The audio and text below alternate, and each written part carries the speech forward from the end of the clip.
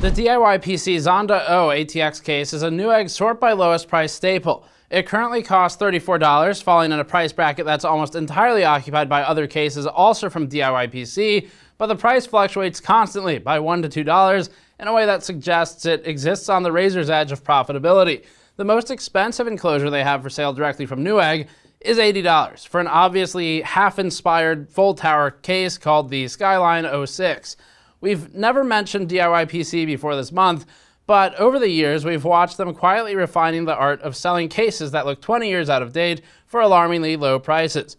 And today, we're reviewing one of those cases. Before that, this video is brought to you by EVGA's RTX 2080 Ti XE Ultra. The 2080 Ti XE Ultra is what we use in our CPU reviews to avoid GPU bottlenecks. The XE Ultra uses hydraulic dynamic bearing fans for reduced noise, features RTX support for DXR titles, and uses a massive 2.75 slot cooler. The cooler design allows the fans to spin slower and quieter while sinking heat, further leveraging a mix of L-shaped and traditional fins to maximize airflow or contact. Learn more at the link in the description below. The DIYPC Zondda-O is an exercise in reusing tooling and trying to keep the cost down as much as possible by taking something really old, obviously old, from a case that existed a long time ago and we can't quite identify what its origin was, and then selling it new for $30-something.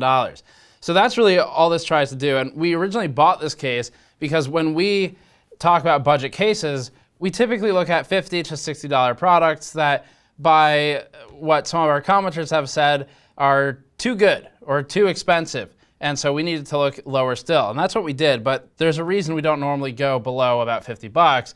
And it's because there is a baseline for quality, and you can find it by price. And this does go below that baseline, but it has a purpose in the market, and it's mostly to work for systems where you really don't have the extra $10 to spend, and you need literally anything to put the components in.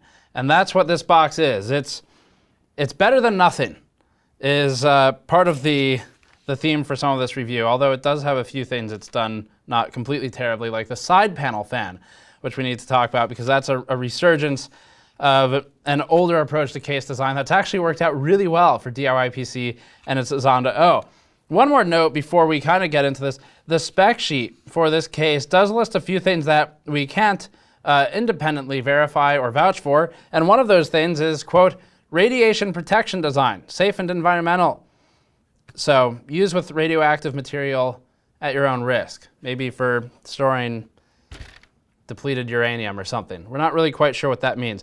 But either way, we need to go through a really long build section about all the different things in this case that are interesting in the least, like the old floppy drive mounts and the 2 out of 3 unusable 5¼ drive bays for optical drives, and also the 80mm fan mount that pulls air in from nowhere and sends it to nowhere.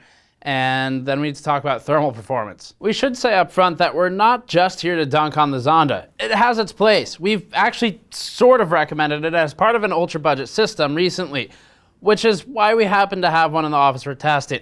That said, it's a relief to take a look at an old-fashioned bargain basement case once in a while and see how far we've come. If we ever start feeling like one case is just as good as the next, we can take a look at the Zondda and give our lives purpose again. The Zondda, spelled Z-O-N-D-D-A, is presumably named after the sports car. The extra D stands for Don't Sue Us for Trademark Infringement. The idea of modeling PC hardware after fast cars is so played out that it wraps back around again into being charmingly quaint.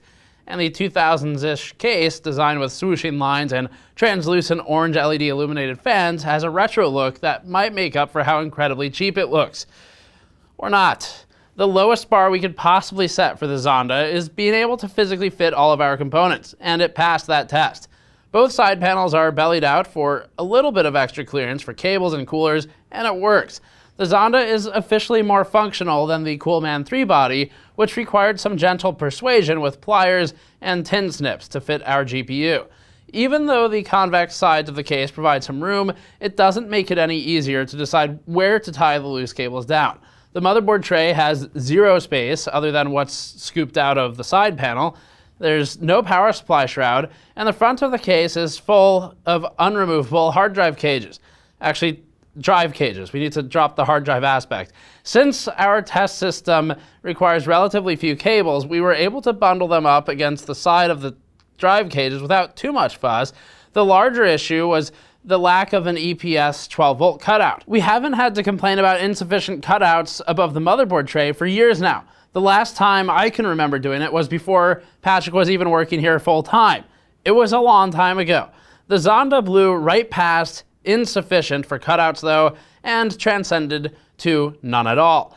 For plugs at the top and rear edge of the motherboard, cables must be routed through the interior of the case, though some other shortcomings of the case can be excused as old-fashioned. This particular one is just cheap. The chassis is as short as it could possibly be in its current configuration, and putting cutouts at the top would require more height, more materials, and more tooling.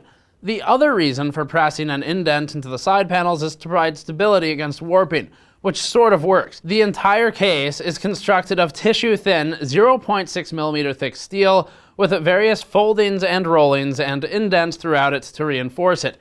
As a result, the case is extremely light, 6.35 kilograms, approximately half the weight of an NZXT H700, and mostly holds its shape. The steel side panel was mashed in when we got it though, so that's a downside, but we were able to just pop it back out. The lightness is an important element of the price, both because minimal materials are used and it's inexpensive to ship the completed product. Both side panels are the old school kind that take 3 arms to press down and slide on.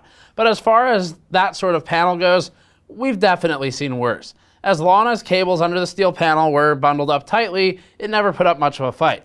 The other side panel has a window in it, a throwback to a time when every case window was acrylic with scratches, and also it was tiny and pointless.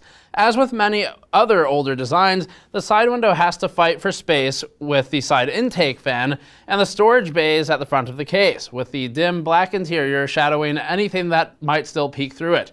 The Zondda isn't here to coddle you. The Zondda says, "Oh, you want some RGB? Here, have a dim orange LED. A side window? Well, fine. Now you can see the side of your hard drive mount. Enjoy." The side fan is one of the best features of the case though. Side fans had fallen out of favor, even before we started doing regular case reviews, but the cases from that era that we've revisited handily beat almost every modern case on the charts in GPU thermals. Having a fan on the side of the case makes it impossible to have a full glass pane. They're hard to plug into the motherboard, and they make taking the side panel off harder, but there's no arguing with the thermal results. We're fully ready for the day that tempered glass trends die down and side fans return. And when that day comes, hopefully it will be with better stock fans than the DIYPC's incredibly flimsy offering, because the frames of the 2 LED fans bend whenever their screws are twisted to tighten them down. It sucks that modern cases have so little support for 3.5 or 5.25 inch drives, but the Zondda is a good reminder of why. The whole front of the case is a mess. Since the drive cages take up most of the height of the case and are riveted into place, it really does remind us of why the industry has moved away from this. There are actually 5.25 inch bays for this one, but only one of them is accessible externally, so the other 2 are almost totally useless, as is the floppy bay. It's obvious that this chassis wasn't originally designed with this front panel. Because there's only a small gap between the top of the hard drive cage and the bottom of the floppy drive slot, there's only one fan mount wedged in the gap with a single 120mm fan installed. The mount is riveted in place, even though there are rails with mounting holes along the front of the chassis so that it could be repositioned if screws had been used instead. We assume this chassis is used in multiple cases, with fan rails riveted in different positions depending on the model. We also assume that this is from a factory that's had the tooling for a decade or more. There are multiple holes on the rails themselves, but they only fit one 120mm fan, although they're thick enough that they could hold a 140mm fan if holes had been drilled for it. It wouldn't help much because the front panel itself only has a tiny decoratively shaped piece of mesh in front of the fan, with some needlessly obstructive plastic decoration on top of that for good measure. On the subject of the front panel, the Zondda one-ups the Lian Li Landcool 2's empty USB port by having an entire SD card reader missing. The holes for the SD card reader are there, and there's labels molded into the plastic to indicate that it was an SD card reader. But they're covered up by an HD audio sticker that you could push in if you wanted to. The case's box was marked not card reader ready, so perhaps there's another SKU out there somewhere that includes it. Testing front I/O ports isn't really part of our case review process, but we would put minimal faith in the quality of the USB 3.0 and the audio ports. Shielding is a concern when you start getting this cheap. Fan support throughout the case is bad. The side vent supports 120 or 140 fans, which is nice considering that the DIYPC case had to nobly sacrifice window space to support better cooling, but also frustrating since the stock fans are all 120 mil and the space was sacrificed for nothing. The rear mount only supports a 120 mil fan, as does the front. Radiator support is therefore technically limited to a 140, sometimes maybe, although in practical terms it's limited to 120 since nobody in their right mind would try putting a radiator on the door, or put a radiator in a $34 case at all, for that matter. For those not in their right mind, there are tubing cutouts in the rear of the case, so you can always run it externally, like we did in the good old days, which weren't good and you never got old. DIYPC claims an advanced bottom-mounted Psu design, in quotes there, as a case feature, which is a little less revolutionary in 2020 than it was in 2001. Still, it means that the power supply pulls air from under the case rather than the interior, and they went through the trouble of putting a plastic-framed filter under the power supply vent. Unfortunately, it ejects to the rear of the case and is hard to access with the case against a wall, and there's nothing to stop it from drooping down and away from the vent that it's supposed to be filtering, which is what happened on ours. One interesting aspect of all the crowding up front is that DIYPC took the opportunity to cut an 80 mil fan mount into the metal between the drive cages, pointed sideways in the gap between the optical drives and the hard drives. As such, it's pulling air from nowhere and pushing it towards nothing. But it adds flexibility and doesn't hurt anything, so we're not really sure what that means, but we'll count it as a positive. Building in the Zondda wasn't terrible. Despite the pervasive cheapness and ancient layout, the only real roadblocks were how small the case is and the lack of a CPU power cutout. Nothing was broken and nothing didn't fit. If we could change the design, we'd eliminate all of the unusable optical drive bays, allow additional fan rails to be screwed into the existing mounting holes on the front, and pick a more breathable front panel design. It's a good thing that we can't change the design then. We suspect that DIYPC isn't able to change it either, and is able to keep its pricing so low by avoiding retooling for as long as possible and buying from someone else. For example, by putting a sticker over an unused I/O port rather than making a new mold. Flawed as it is, the fact that the Zondda costs $34 is the most compelling thing about it. Never change, DIYPC. For the first time in a while, we limited ourselves to just our basic lineup of case configurations. The extremely limited cooling support in the Zondda makes our job easier, since nobody who buys this case is going to be setting it up much differently than the stock configuration. The one major deviation from our usual tests was the standardized fan test. We were forced to get creative there because our standardized set of fans is 2 140 intakes and 1 120 exhaust, which we chose because it works with minimal alteration in almost any modern mid-tower. The Zondda only has one front intake slot, however, and it's 120 mil. We compromised by zip tying a 140 mil fan onto the front and sticking the other 140 mil fan in the side intake slot, so the Zondda ended up benefiting from its limitations. But before we get ahead of ourselves, we need to look at the torture test results. CPU torture thermals are first. CPU load temperature measured at 68 degrees Celsius delta T over ambient, with an uncharacteristically small temperature reduction resulting from removing the front panel only down to 66 degrees. Normally we'd say that such a small reduction is good, as it'd be proof that the front panel isn't obstructing airflow, and in a way that's true here as well, because there isn't any airflow to obstruct in the first place. The anemic front fan is obstructed by the drive cages inside of the case and isn't well placed for CPU cooling in the first place, so it doesn't make much difference whether it's actually able to pull air in or not. For what it's worth, DIYPC has avoided putting 2 layers of mesh over the fan, but the plastic decoration in the front of the mesh is just as bad. Perhaps unsurprisingly, CPU temperatures relative to the rest of the chart are as bad as they could possibly be. It avoided throttling, but had it gotten any hotter, literally any hotter at all, the CPU would have clocked down for safety, as it has in some other especially bad cases we've reviewed in the past. We had higher hopes for the Zondda based on the fact that there was some ventilation in the front, but 68 degrees over ambient, delta T that is Corsair Spec 04 or Walmart DTW tier performance. The GPU torture temperature was 48 degrees Celsius over ambient, which remained unchanged with the removal of the front panel. Although it had even less effect here than in our CPU torture test, that has less to do with how bad the front panel is and more to do with how good the side panel is. The 120 mil side fan isn't any higher quality than the fans elsewhere in the case, but side intake vents are hugely beneficial to GPU temperatures, and any benefits that might result from taking the front panel off are completely overshadowed by the cool air being pumped in through the side of the case. To demonstrate this point, the Zondda-O is among the best performing cases on GPU temperatures for our comparative chart, even though it's one of the absolute worst for CPU temperature. 48 degrees Celsius delta T over ambient is performance on the level of the Silverstone Raven O2 or the O11 Dynamic in an especially favorable fan configuration. It's near the half X with its side intake. Performance is helped by the fact that there's no filter over the side intake, which would cause some problems down the line, but it's worth the dust to get good cooling in a dirt cheap enclosure. At some point, a high-end case manufacturer is probably going to rediscover that slapping a $2 fan on the side of a case will make it cool as well as a $500 C700M.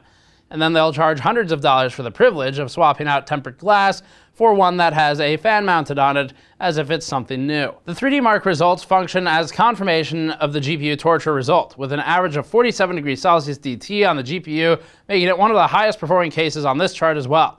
The half X performed similarly, another case with a side-mounted intake fan pointed directly into the GPU.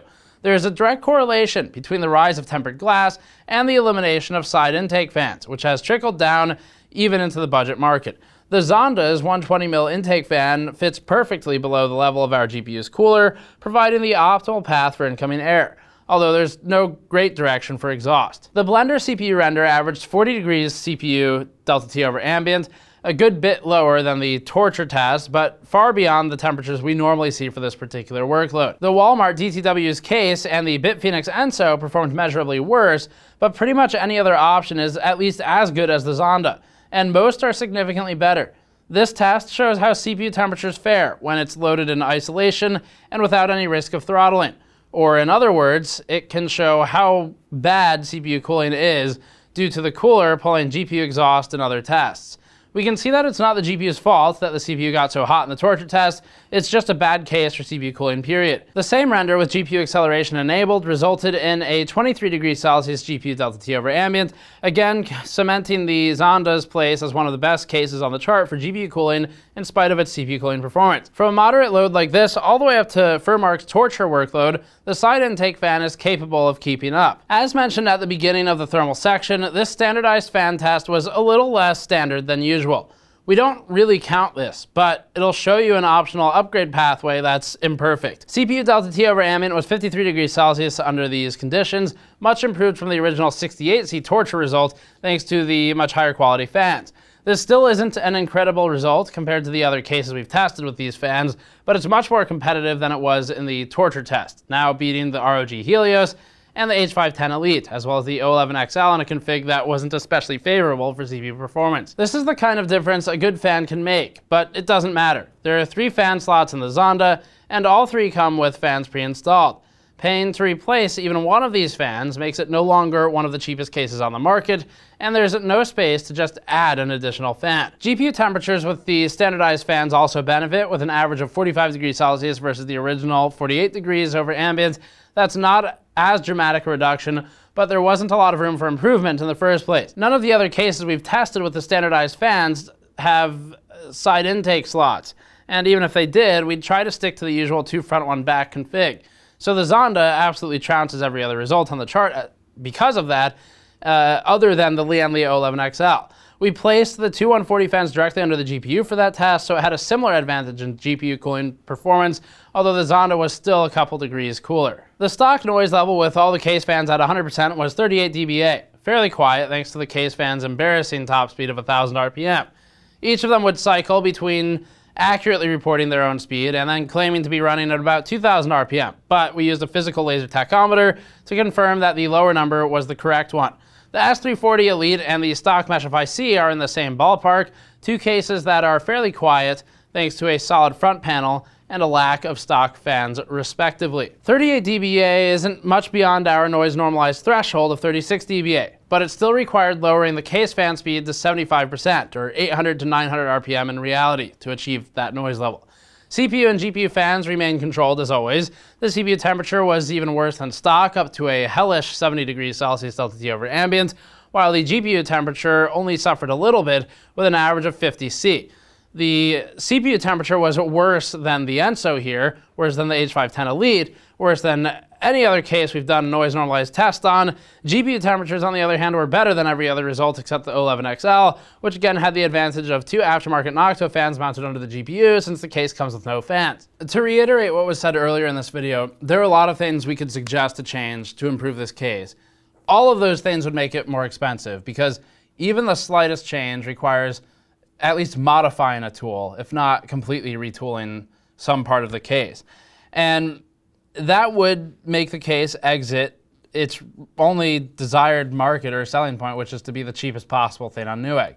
So you've got options here. One of them is to adapt the case if you're going to build it and you could modify it, or you could replace the fans. We've shown that there's some success there. The problem, again, is that if you're replacing fans, but you have to buy them, you're now in a situation where the case is no longer a $34 case. It's a $34 case plus the cost of fans. So you should just buy something else. If you have fans lying around, it might be worth it. Actually, just looking at the back of this now, I've noticed too that the rear exhaust is largely obstructed by metal, so they didn't even punch out all the holes required to let it exhaust fully. But anyway, there's things you could do to kind of make this work, but all of them involve trying to find used parts or parts you already have lying around to brute force cooling in it. You still can't fix the other stuff though, like the older approach to design where you've got the entire front quarter of the case just completely wasted. You have the issues where there's no EPS 12 volt routing options. The cable management space is limited. It's just plain ugly, is something that's difficult to fix without modding, and now you're buying paint or something else to fix that. So it's maybe there's a point to buy this would be if you're trying to spend $300–400 on a system and you don't want to or can't buy used. But when we looked around at the used market recently, we found things like NZXT H440s, which are objectively better in every single way than this case, and thermally a bit constrained. But so that's the one point that's not true, is the GPU thermals would be better on this one. But otherwise, you can find things like an H440 or a Corsair 270R, or maybe even a C70, something like that, used, and you'll be in a better spot than you would be if you bought this new. But that does require a used marketplace physically near you, Facebook Market, Craigslist, whatever, that actually has active sellers on it, so not always the best solution.